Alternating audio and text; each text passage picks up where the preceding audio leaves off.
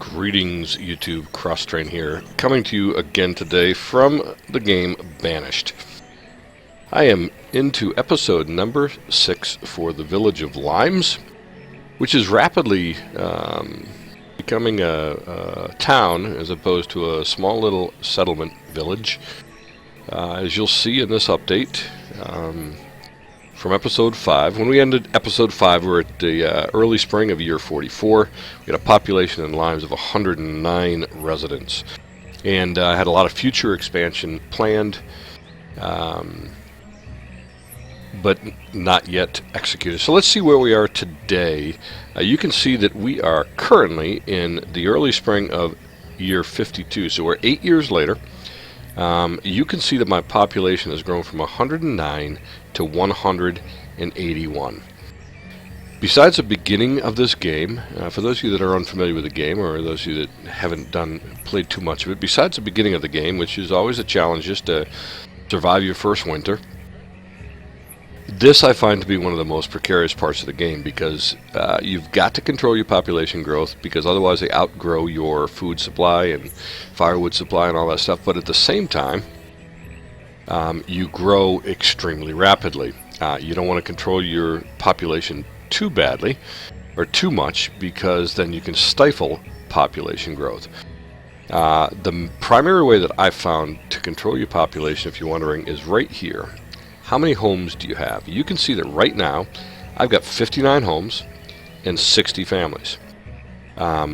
So what that means is that there is really no room for young man and woman when they reach childbearing age to strike out on their own and have their own family, because they don't have any place to go. And as if you've seen any of my other Banished series, you know that these young couples will not procreate while they're in their parents' house. So they've got to have a home to move into to begin producing children. So that's one way that you can control the growth in this game. So that's important to remember. So I'm at this particular time where in the last couple of years the population could just boom. If I keep making houses, my population will explode.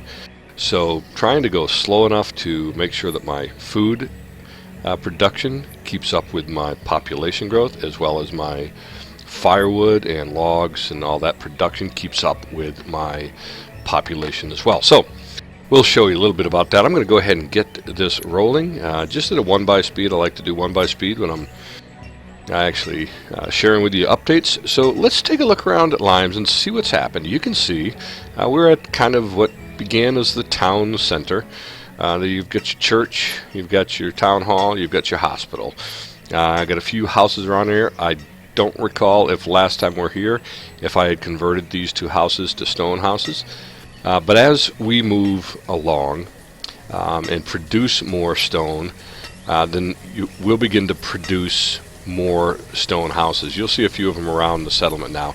The reason you do that is twofold. One, they don't burn as easily, and two, they also provide better warmth, so it doesn't use much more efficient with your firewood. So you don't use as much firewood to keep a stone house warm as you do with a wooden house. So you can see that I've begun to do that conversion. I did have to add a second cemetery here to Limes because the first one was in fact filling up. You can see, I'm going to stay right here with the quarry, that we've only got 44% of the quarry remaining. So what I've gone ahead and done, because as we move along and I begin building stone houses, I need more stone.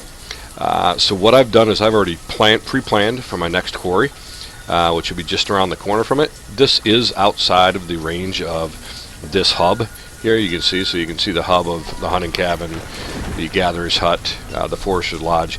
So this lies right outside the perimeter of that.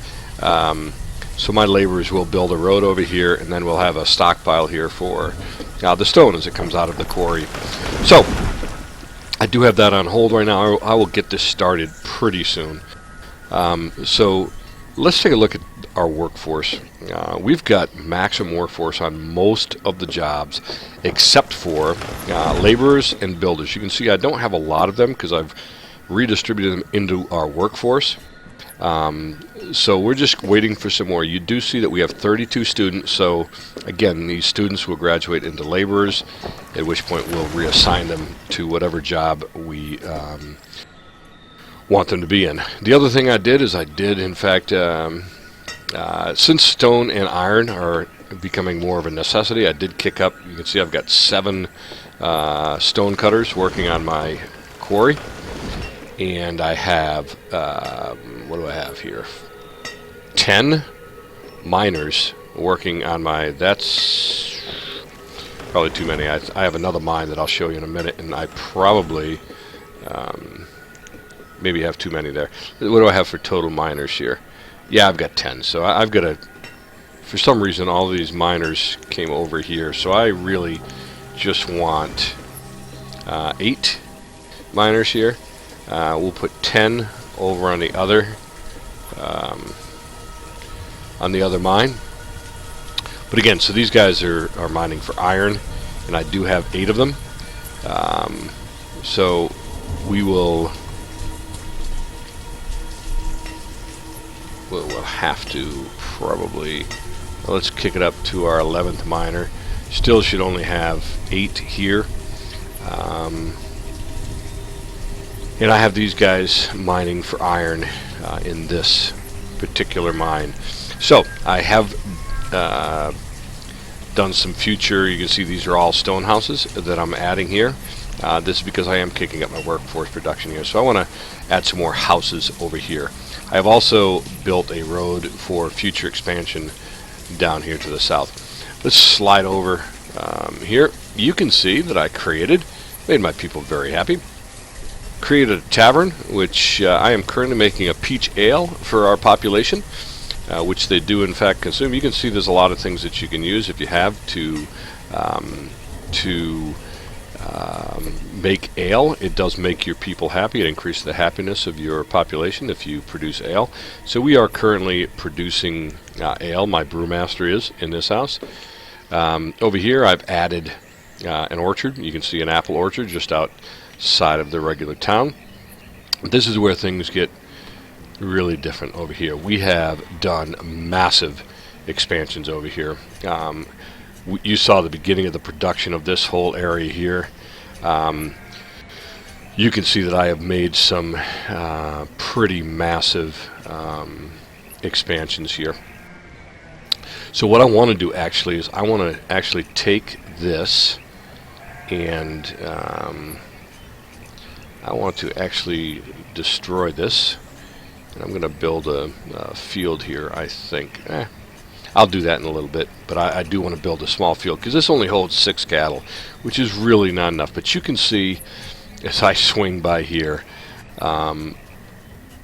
we've really expanded. We've only got sheep and cattle so far, but we've really expanded that. Got a couple of crop fields here, and then really a couple more orchards down here. Another big field that'll hold 13 cattle. Lots of houses over here. Built another hub down in this corner of the map.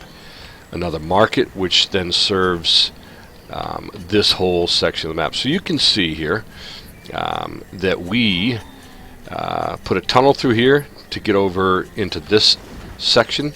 You can see that I've got a couple of pastures over here. I've got a couple of orchards over here, and I've got a couple of crop fields over here. There will be more expansion going on. Have another crop field here, have another pasture here. You can see some of the stone houses. I am building a second church here because each church can only have 200 members. So I am at 182, so I want to be a little proactive and start that next church. So they are working on getting the church completed as well. I will add a third cemetery right behind the church. I thought that was pretty appropriate.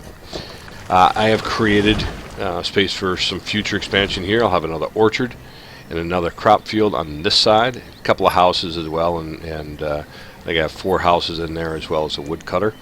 So there'll be a bridge here. There'll be a bridge here for my workers and my citizens to access that. So we've done a massive expansion over in this area of the map. This is basically the edge of the map. So these guys do take up most of the most of this area over here, which is great. You did see that I just had a miner who was killed by a cave-in, which is fantastic. I also have a second school, another school that's going to go in over here, because again, each school can only hold 20 students, and I've got 33, so I want to have this third one built by the time I get to 40 students, or 41 students I should say, so that again I can continue keeping my population educated. An educated population is actually much more productive, so they harvest more, they farm better, they're better herdsmen, all of those kinds of things. They're just more efficient in all of those areas. So that's I think you've seen over here. We also have this little hub of houses over here. Now the woodcutter, this is where our second schoolhouse is, and then this hub that's out here working, of course, as well. There is some room for expansion up here. I'm just not sure where I'm going to go next. Chances are that my next major expansion is going to be to the south of our main town, down into this area that you can see is lots of woods, lots of areas to do a lot of different things in. So that's probably going to be my next major expansion. But for now, this is in fact limes, looking really good. Again, trying to control my population through houses. I do have some more houses to be built. You can see even here I've got some houses that I will build.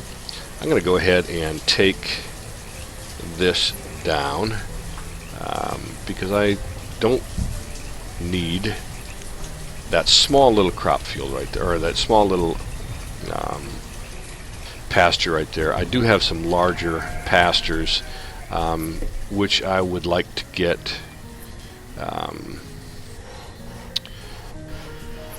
some animals into. So I've got 8 of 14 here. I've got 6 of 12 sheep in this pasture. You can see that these pastures are near capacity already. So really need to have a couple of extra. I think my sheep are close to capacity as well. So again, I need to build a few more pastures just so that I have some room to move these if there's an infestation. I've been really fortunate so far. Other than a tornado in year 9, I haven't had any outbreaks of anything, and I shouldn't say that because now I will have a challenging outbreak of some sort that will happen. But anyways, I am waiting for some more students to graduate so I get more than 2 laborers and 2 builders. But in the meantime, you can see they are working on my chapel here, building this, the laborers that I do have. You can see that good old, who is this? Good old Lamberton is doing some construction over here on the chapel. So he'll get that built in some time. It'll take a little bit of time, but regardless, he'll be working on that. So let's take a look at our town hall. By the way, one thing I've noticed, limes frickin' rains a lot. So let's take a look at production and see how we're doing in our production. Let's look at the last year. This is a great way to keep up with your town to make sure that you're, inform some decisions as far as strategy go. Last year, I produced more logs than I used. This is the production for last year. This is used. I did not produce more stones nor iron than I used, which is one reason why I kicked up so many more miners and stone cutters in limes, is because I need to produce some more stone and iron. Here in fuel, I was just about a wash right here, a little bit less than I used, but it was close. Again, the same thing with tools. We produced about the same as we used. Food, I still have a slight surplus of food produced to food used last year. Now I am keeping an eye on this year. You can see what's happening. I got 3,500 food produced, 4,200 used through, what are we in now, late spring. So that is something to keep an eye on. I did take 2 fishermen off the fishing deck because fishing isn't really a great source of food. They're not really fishing. So so I'm going to have to keep an eye on this. You can see for this year, I'm in good shape in terms of almost everything. You see fuel is outpacing my use so far. Again, winter changes this. Harvest changes this too. So this isn't real alarming at this point. But everything else on production, you can see for this year, I'm doing okay. Food is the only one I really want to keep an eye on and make sure that that doesn't get out of hand. And then again, you can see last year, from an inventory standpoint, you can see that when your fields get full, my beef, they just slaughter the cows and take beef. Same thing with the lambs. We get mutton. We also get wool out of our lambs, so they are sheared. So we use wool. I have begun to produce warm coats, which are warmer and last longer than the standard hide coat. And also tools. I've begun to produce steel tools over the iron tools, which last longer. So so that's another change that I've made since we last got together. But you can see my inventory here. It got a lot of stuff. So it is nice to have all this venison, this beef, the mutton, and then again we produce all this other stuff with the gatherers and the farmers and all that kind of stuff.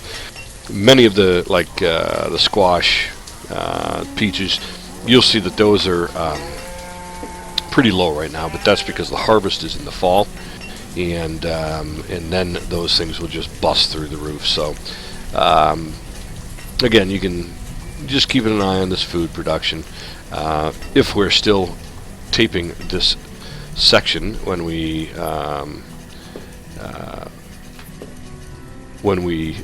finish, then we will see if it's fall yet and if the harvest has been done. You see this orchard right here had a couple of trees that died, so they planted new trees, so my yield won't be quite as solid out of this orchard. One of the things that happens, and the rest of these orchards seem to be in pretty decent shape right now. So I should have 3 miners over here. Yes, I do. That's good. So things are going along swimmingly in limes, and you can see that again. I'm right at 181. I've had a couple of people die since we started taping. I've had a couple of people born to even out my population at 181. You can see that I've got laborers that have completed building or at least bringing the supply, the product that they need into this into these houses, and then the builders, once I get some, will go over there and build those houses. So limes is going along quite well. Just wanted to bring an update. I probably won't keep this one up for much longer than this. You can see the church is working. That's good. Still need to get this house up. I really wish I could get some students to graduate, because you can see I only have 1 laborer to do all of the work that I have laid out to do. So really need to get these laborers up and out of school. In fact, I just lost somebody else, so I've got no laborers. So I'm going to, in fact, take my 2 builders off the job and make them, I'll split them 1-on-1. 1 builder, 1 laborer, and see how things go. It is early summertime. We won't even start producing a harvest here for a little bit, but you can see how these fields work. The farmers are working them. You can see I'm growing pumpkin in here, and I'm growing peppers here. These are all crops that I bought from traders when they came in. So you just when traders come into your trading post, if they have something you want, then you can trade for them. You can see all of this stuff. Here's the inventory that my trader has to trade with. So every once in a while I will look through here and see if there's anything else that has decent value. There we go, I just picked up another laborer. Has decent value in trade. Things like iron has, every stack of iron is worth 5 trading points. A bag of seeds, for instance, is 2,500 points. So see that my reserve of stone is low because I am building a bunch of stuff. So that should be corrected here in the near future because I do have more miners and stone cutters working. So at any rate, you can see that these have, in order to buy seeds I need 2,500. So right now I've got a value of, there's 2,000 in herbs because they're worth 4 each, and I got 500 in there. I got 1,000 venison, so I got 3,000 in venison, 2,000 here, 1,000 in iron, and about 400 in logs. Just lost another person to age. Look at that, I've lost, gone from 181 to 179 since we started watching. So anyways, and again, what you can actually trade for goods that are brought in there are dependent upon the goods that are brought in. So some don't want venison, for example, so you have to pay in other forms. So it's good to keep this up, make sure you've got a nice inventory in here to so that you have some flexibility in trade. Basically, all I'm trading for right now is livestock or seed. I don't buy any food or wood or firewood or anything like that. So so that works okay. You can see right now I've got a little bit of room for growth because I've got 58 families and 59 homes. So there is a vacant home somewhere here in Limes. I don't know where it is. It doesn't really matter where it is, honestly. There is one vacant home, which means I can grow just a little bit when I've got some folks who are ready to move out of the parents' house. So they will hopefully do that, and I will get some more laborers and builders up.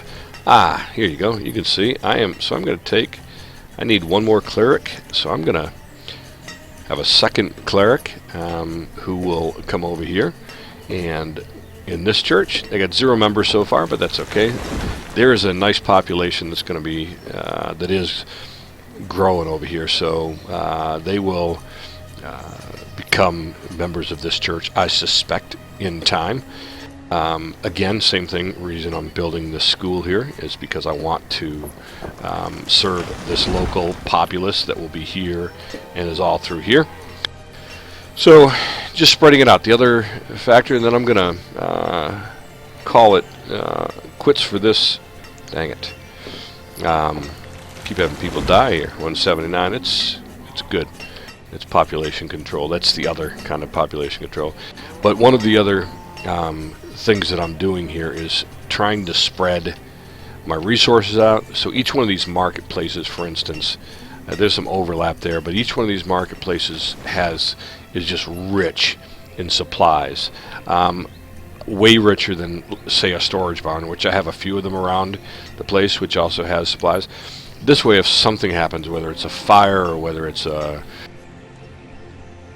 another storage barn over here, whether it's a fire or a tornado or whatever it might be, we make sure that hopefully we can minimize our losses because all of my resources are spread out. Let me see my tools. Looks like my tool limit is reached. It sort of was. It's not anymore. This just means simply that materials required to perform are not available. Okay, so what do I need? These guys need log, iron, and coal. And I got logs and coal, so I don't have any iron. And if I go over here, you see, yeah, got 0 iron. So I've got to, I got to get some iron being produced and stone. How am I doing? My stone is almost gone as well. So I really need to kick those things up. And so I can continue to do these things. One thing I don't like about these mines is the miners put the stuff right outside here. I put a storage stockpile here for you, and they don't do it. So as long as they're sitting right here, they do not count in your inventory. So I need a laborer to come over, pick them up, and actually put them on here before they can be used. So that's kind of a pain in the butt, but you know, it is what it is, and got to go with what it gives me. So there we go. So anyways, I am going to call it quits for this episode. I did want to bring you up to date on okay, so this one is materials. Oh, peach. I have some peach. Should be able to create some. I think what I'll do is I will switch to berries, and then we'll make some berry ale for a while. So anyways, that's it for this episode. Episode 6 from the village of Limes, soon to be the town of Limes, and then maybe, who knows, maybe even a city at some point, if I keep growing it as we go here. So until next time, this is Crosstrain from Banished, the game, and I will see you in the wilderness. Until then, peace.